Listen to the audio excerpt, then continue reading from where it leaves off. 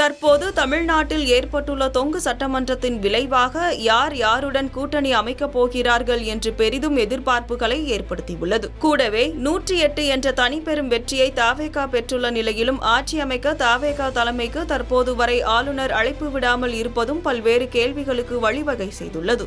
தனி பெரும்பான்மையை விஜய் நிரூபிக்க வேண்டும் என்று ஆளுநர் தரப்பில் கேள்விகள் கேட்கப்பட்டதாக தகவல்கள் வெளியாகும் அதே சூழலில் தனி பெரும்பான்மையை நிரூபிக்க வேண்டியது சட்டமன்ற மட்டுமே தவிர ஆளுநரிடம் இல்லை என்ற எஸ்.ஆர். பொம்மை தொடர்ந்த வழக்கின் தீர்ப்பை முன்னிலைப்படுத்தி விவாதங்களும் எழுப்பப்படுகிறது.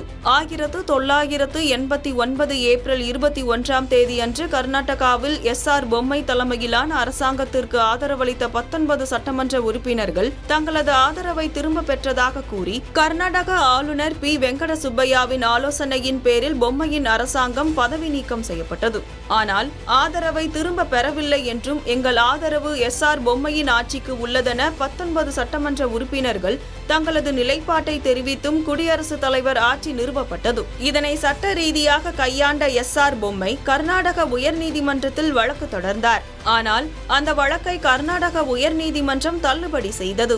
அதனைத் தொடர்ந்து எஸ்.ஆர். பொம்மை உச்சநீதிமன்றத்தை அணுகினார். இந்த வழக்கை உச்சநீதிமன்ற நீதிபதி குல்தீப் சிங் தலைமையிலான 9 நீதிபதிகள் அடங்கிய அரசியலமைப்பு சாசன அமர்வு விசாரித்து 11 மார்ச் 1994 அன்று தீர்ப்பை வழங்கியது. வரலாறு எதிர்பாராத இந்த தீர்ப்பில் ஒரு மாநில அரசை அரசியல் சாசன பிரிவு 356 படி கலைத்து குடியரசுத் தலைவர் ஆட்சி நிறுவது என்பது நீதிமன்ற ஆய்வுக்கு உட்பட்ட செயல் என்றும் ஏதாவது ஒரு மாநில அரசு 356 படி தவறான காரணங்களுக்கு கலைக்கப்பட்டால் அதில் நீதிமன்றங்கள் தலையிட்டு அதனை செல்லாது என அறிவிக்கும் உரிமையும் உண்டு எனவும் குறிப்பிடப்பட்டு இருந்தது. மேலும் ஒரு மாநில அரசை கலைக்கும் குடியரசுத் தலைவரின் அதிகாரம் முழுமையானது அல்ல என்று அந்த தீர்ப்பில் கூறப்பட்டது. குடியரசுத் தலைவர் தனது ஆட்சியை அமல்படுத்தி வெளியிடும் பிரகடனம் நாடாளுமன்றத்தின் இரு அவைகளாலும் அங்கீகரிக்கப்பட்ட பின்னரே அவர் கலைக்கும் அதிகாரத்தை பயன்படுத்த வேண்டும் என்றும் அறிவுறுத்தப்பட்டு இருந்தது. குறிப்பாக அரசின் பெரும்பான்மையை சோதிக்க வேண்டிய ஒரே களம் சட்டமன்றமே தவிர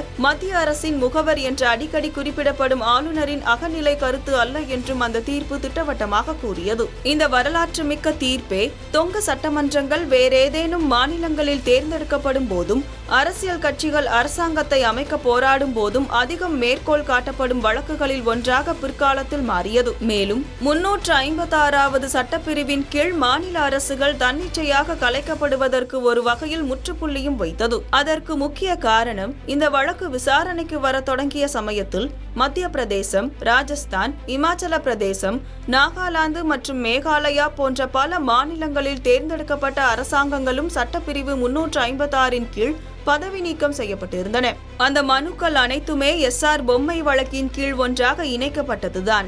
இந்த வழக்குகளில் சட்டப்பிரிவு 356 பயன்படுத்துவது நியாயமானது என்று கருதியதால் ராஜஸ்தான், மத்திய பிரதேசம் மற்றும் இமாச்சல பிரதேச அரசாங்கங்களின் பதவி நீக்கங்களை உச்சநீதிமன்றம் உறுதி செய்த அதே வேளையில் கர்நாடகா, நாகாலாந்து மற்றும் மேகாலயாவில் மத்திய அரசின் நடவடிக்கைகளை அது செல்லாததாக்கியது. மத்திய அரசின் கட்டுப்பாட்டிற்கு இணங்காத மாநில அரசுகளை கவிழ்க்கவும் கலைக்கவும் தனி பெரும்பான்மை இல்லை என்று காரணிகளை பயன்படுத்தி ஆளுநர்கள் மூலம் நிறைவேற்றப்படும் நடவடிக்கைக்கு முற்றுப்புள்ளி வைத்த 1994ஆம் ஆண்டு தீர்ப்பு வழங்கப்பட்ட எஸ்.ஆர். பொம்மை தொடர்ந்த வழக்கை தற்போது மேற்கோள் காட்டி அரசியல் நிபுணர்கள் மற்றும் சட்ட வல்லுநர்கள் கருத்து தெரிவித்து வருகின்றனர்.